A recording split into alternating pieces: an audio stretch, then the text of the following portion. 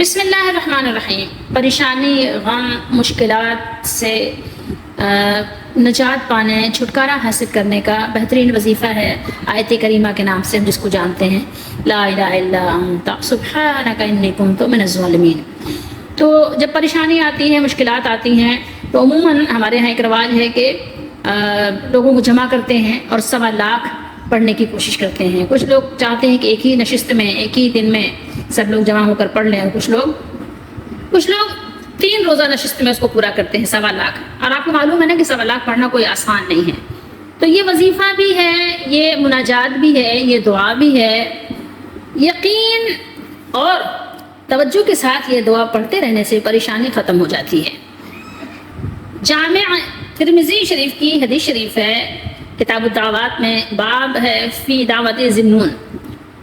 قرآن مجید میں بھی اللہ تعالیٰ نے ان کو ذنون فرمایا ہے، یعنی مچھلی والے، یعنی مچھلی نے ان کو اپنے پیٹ پہ رکھ لیا تھا اس لیے۔ تو اس کی بڑی فضیلت آئی ہے، اور یہ بہت ہی بابرکت اور مجرب وظیفہ ہے۔ رسول اللہ صلی اللہ تعالیٰ علیہ وآلہ وسلم نے ارشاد فرمایا ترمذی شریف کے حدیث شریف میں کہ جس مسلمان نے بھی ان الفاظ سے لا الہ الا انت سبحانک انی کنت من الظالمین، یعنی ان الفاظ کے ساتھ کسی معاملے کے لیے دعا مانگی تو اللہ نے اسے قبول فرمایا ہے، اللہ نے اسے قبول فرمایا ہے۔ یہ حدیث شریف میں بھی ہے، قرآن میں تو ہے ہی۔ آپ دیکھیں قرآن سے آپ کو یہ بات ملے گی۔ صرف یعنی یہ یونس علیہ السلام کے لیے نہیں ہے، ان کی تو دعا قبول ہوئی، لیکن اس کے ساتھ اللہ نے کیا فرمایا؟ فَاسْتَجَبْنَا لَهُ وَنَجَّيْنَاهُ مِنَ الْغَمِّ وَكَذَلِكَ نُنْجِي الْمُؤْمِنِينَ۔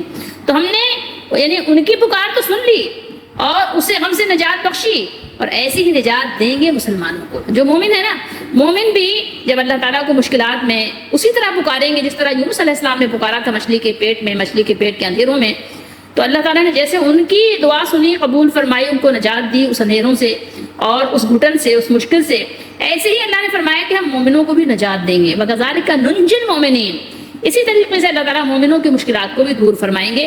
یہ تو بالکل اٹل بات ہے، قرآن سے بھی ثابت ہے، حدیث شریف بھی اس کی تائید فرماتی ہے۔ تو یہاں بات ہی ہو رہی ہے مچھلی والے سے مراد کون ہے؟ حضرت یونس علیہ السلام ہیں، جو اپنی قوم سے آپ کو پتہ ہے کہ ناراض ہو کر، اور ان کو بتایا تھا کہ اللہ تعالیٰ نے یعنی اگر آپ نے اللہ کی بات نہیں مانی، ایمان نہیں لائے تو آپ کو اللہ تعالیٰ عذاب دیں گے۔ تو ان کو بتا کر اپنی قوم کو آگاہ کر کے اللہ کے حکم کا انتظار نہیں کیا، یعنی اجازت نہیں آئی اللہ تعالیٰ کی طرف سے کہ آپ یہاں سے ہجرت کر جائیں، آپ وہاں سے چلے گئے تھے اس بستی کو چھوڑ کر۔ تو جس کی وجہ سے پھر اللہ تعالیٰ نے یعنی یہ معاملہ ہوا کہ ان کو مچھلی نے نگل لیا تھا، اور اس کی تفصیل سورہ یونس وغیرہ میں بھی ہے، قرآن مجید میں کئی جگہ پر بھی ہے۔ بہرحال تو یہ تو سبھی جانتے ہیں نا کہ ظلمات اندھیرے کو کہتے ہیں نا، یہ اندھیریوں، یہاں پہ آپ نے دیکھا ترجمہ کیا ہے؟ اندھیریوں۔ ظلمات چونکہ کیوں ہے؟ ظلمتن کی جمع ہے، تو اس لیے ایک اندھیرا نہیں تھا وہاں پر، اندھیریاں تھیں، بہت سارے اندھیرے تھے۔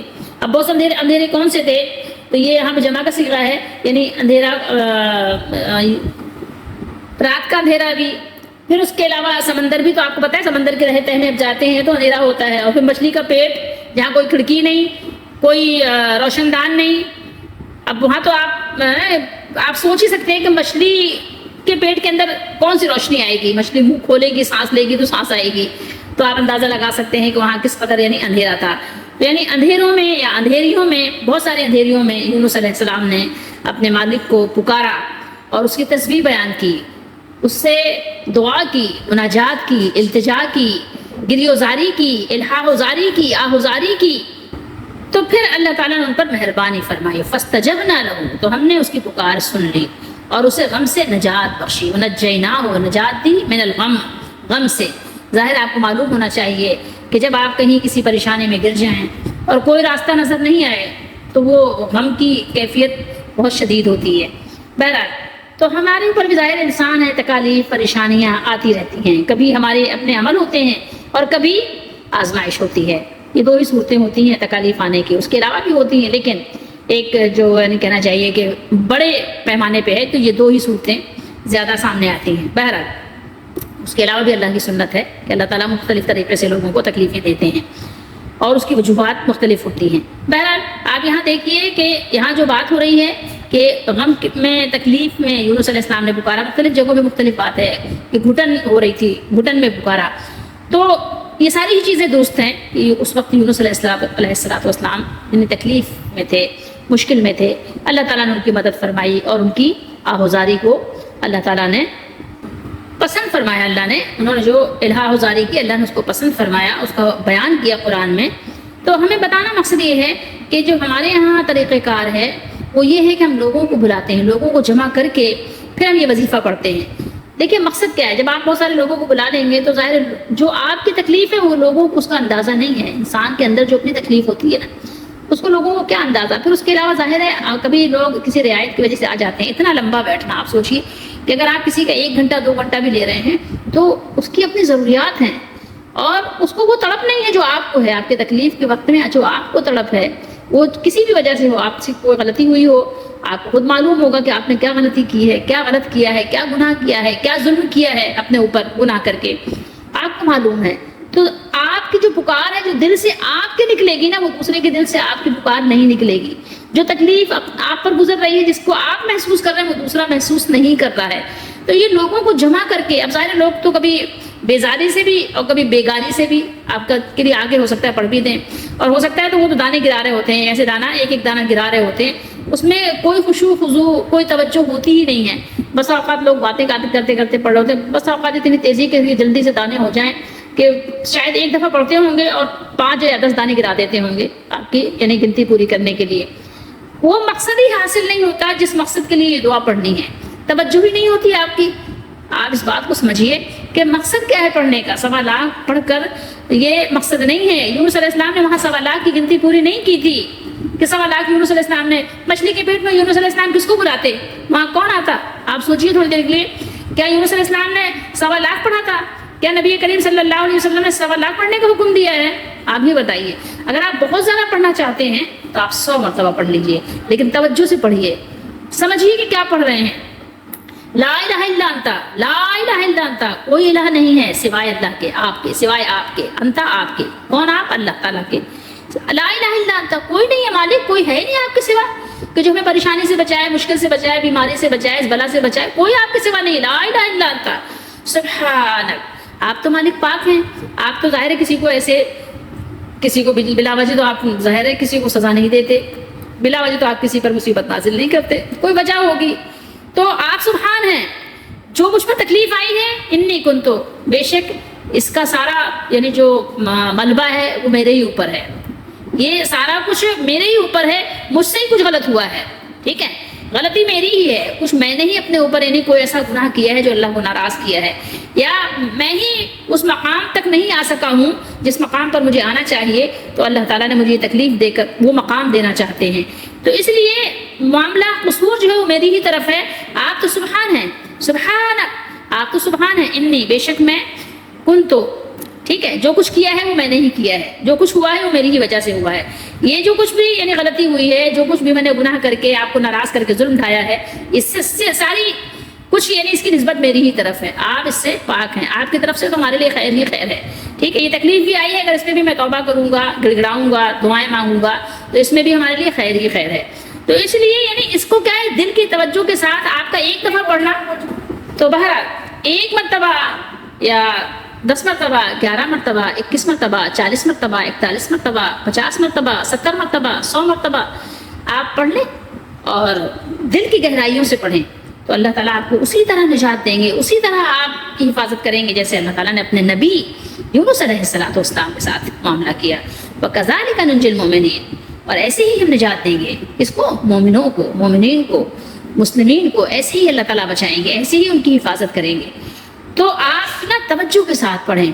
تو یہ لوگوں کو بلا کر یہ آپ نے اپنی طرف سے ایک چیز ایجاد کر لی ہے، نہ ہی ایسا حکم قرآن نے دیا ہے، نہ ہی ایسا حکم حدیث شریف میں ہے، نہ ہی ایسا عمل صحابہ کرام کا ہے۔ تو یہ آپ نے اپنی طرف سے خامخواہ کی بات ایجاد کر لی ہے کہ 1.25 لاکھ آیت کریمہ لوگوں کو بلا کر پڑھنا ہے، یہ کوئی ایسی چیز نہیں ہے، یہ آپ کی اپنی ایجاد کردہ بات ہے، اپنے آپ کو مشقت میں، مشکل میں ڈالنا ہے اور دوسروں کو بھی اپنی وجہ سے تکلیف میں ڈالنا ہے۔ آپ خود پڑھیے، دل کی گہرائیوں سے پڑھیے، جب بھی کوئی مشکل آ جائے اپنے گناہوں کو یاد کیجیے، اپنے تقصیر کو، اپنے نقص کو، نقائص کو یاد کیجیے کہ مجھ سے کہاں کہاں غلطی ہوئی ہے، مالک مجھے معاف کر دیجیے، مالک بے شک میں نے ظلم کیا ہے، میں نے گناہ کیا ہے، میں نے رشوت لی ہے، میں وہ چھوڑ دوں گا، میں نے سود لیا ہے، میں وہ چھوڑ دوں گا، میں نے جھوٹ بولا ہے، میں وہ چھوڑ دوں گا، میں نے فریب کیا ہے، دھوکہ دیا ہے، میں وہ چھوڑ دوں گا، میں نے کم تولا ہے، میں نے لوگوں کے ساتھ بددیانتی کی ہے، خیانت کی ہے، میں چھوڑ دوں گا اس گناہ کو۔ میں نے لوگوں کے ساتھ زیادتی کی ہے، لوگوں کو نقصان پہنچایا ہے، لوگوں کو تکلیف دی ہے، لوگوں کو اذیت دی ہے، لوگوں پہ ظلم ڈھایا ہے، مولا میں وہ چھوڑ دوں گا۔ اپنے گناہوں کو بھی یاد کرتے جائیں اور اپنے مالک سے توبہ بھی کرتے جائیں، استغفار بھی کرتے جائیں، روتے بھی جائیں اور دعائیں بھی پڑھتے جائیں۔ یہ دعا بھی پڑھیں، بہترین دعا ہے، اس میں اللہ کی تعریف اور اس کی حمد و ثنا بھی ہے، اپنی عاجزی بھی ہے، اپنی کمزوری اور مجبوری بھی ہے، اپنی محتاجی، بے بسی، بے کسی بھی ہے۔ تو یہ دعاؤں کو ایسے ہی نہ پڑھیں کہ لوگوں کو بلا کے پڑھ کے آپ نے گویا کہ کوئی آپ نے قرض ادا کر دیا، ایسے ہی آپ نے جیسے اس کو بس کوئی بوجھ تھا اتار پھینک دیا، ایسا نہیں کرنا ہے۔ اس کو کرنے سے آپ کو کوئی فائدہ حاصل نہیں ہوگا۔ آپ خود سے پڑھیں گے، خود سے آپ دل کی گہرائیوں سے پڑھیں گے، وہ آپ کا تھوڑا سا پڑھنا بھی کافی ہوگا، کفایت کرے گا۔ اور اللہ نے وہ بوجھ آپ پر رکھا ہی نہیں ہے جس کی آپ کے اندر سہار نہ ہو۔ اب ظاہر 1.25 کی سہار کس کے اندر ہے؟ کون 1.25 پڑھ سکتا ہے بھلا؟ کیونکہ آپ کے اوپر اور بھی ذمہ داریاں ہیں، روزی بھی کمانی ہے، کھانا بھی کھانا ہے، اور بھی دیگر بے شمار آپ کے اپنے کام ہیں۔ تو 1.25 بھلا کیسے پڑھ سکتے ہیں؟ نہ 1 دن میں پڑھ سکتے ہیں، نہ 3 دن میں پڑھ سکتے۔ کتنے لوگوں کو جمع کریں گے؟ اتنا بڑا تو آپ کا گھر بھی نہیں ہے کہ آپ پھر 1.25 لوگوں کو لے کر آئیں، یا یہ کہ آپ 10,000 لوگوں کو لے کر آئیں کہ بھائی چلو 10,000 لوگوں کو جمع کر لیا تو ہو سکتا ہے ہو جائے۔ لیکن یہ مقصود ہی نہیں ہے، مقصد یہ نہیں ہے کہ آپ 1.25 لوگوں کو لے کر آپ نے یہ کلمہ پڑھنا ہے اور یہ جو ہے آپ نے مناجات، یہ دعا پڑھنی ہے۔ دعا آپ کی دل کی آواز ہے، آپ نے اپنے لیے جتنی اچھی طریقے سے مانگ لینا ہے، دوسرا آپ کے لیے اتنے اچھے طریقے سے نہیں مانگ سکتا۔ اور اگر اس کی آپ انالیسس کریں آپ کو تو اندازہ ہوگا، آپ خود دیکھیں کہ آپ جتنی طرف سے اپنے لیے دعا مانگتے ہیں، کیا اتنی طرف سے آپ دوسرے کے لیے دعا مانگتے ہیں؟ نہیں مانگ سکتے، کیونکہ آپ کے اندر دوسرے کے لیے وہ طرف نہیں آ سکتی۔ جتنی طرف سے آپ اپنے لیے اپنی ماں کے لیے دعا مانگتے ہیں، اتنی طرف سے کیا آپ دوسرے کی ماں کے لیے دعا مانگتے ہیں؟ جتنی طرف سے آپ اپنے بچے کے لیے دعا مانگتے ہیں، کیا آپ اپنی طرف سے دوسرے بچے کے لیے دعا مانگ سکتے ہیں؟ وہ آپ جذبہ ہی نہیں لا سکتے نا۔ ہاں ہمدردی ہوگی، دعا بھی آپ کر لیں گے، سب کچھ کر لیں گے، لیکن جتنا یعنی تڑپ، جتنا ایک چاہت آپ خود اپنے طور پر کریں گے، دوسرا نہیں کر سکتا۔ اس لیے اس بات کو سمجھنے کی کوشش کریں، اپنی طرف سے ایسی چیزیں جو ایجاد کر لی ہیں ان سے بچنا آپ کے لیے بہت اچھا ہے، بہت بہتر، اس میں فائدہ ہے۔ تو اپنے اوپر خواہ کا بوجھ ڈالنا اور یہ کہ جی 1.25 پڑھ لیا، پھر اس کے بعد کیا ہے، دین سے آپ بدزن بھی ہوں گے، نعوذ باللہ کہ دیکھو میں تو 1.25 پڑھا، میرا کام ہی نہیں بنا۔ کیونکہ آپ کا 100 مرتبہ پڑھنا جتنا آپ کو فائدہ دیتا، 1.25 پڑھنا اتنا آپ کو فائدہ اس لیے نہیں دے سکا کہ وہ ظاہر ہے وہ جذبہ ہی نہیں تھا۔ یہ سمجھنے کی چیز ہے۔ اللہ تعالیٰ ہم سب کو دین اسلام کو صحیح طریقے سے سمجھ کر اس پر عمل کی توفیق دے اور سنت کے مطابق ہر کام کرنے کی توفیق دے، ہماری پریشانیاں، مشکلات دور فرمائے۔ بے شک اللہ تعالیٰ دور کرنے پر قادر ہے اور اللہ تعالیٰ ہی دور کرتے ہیں۔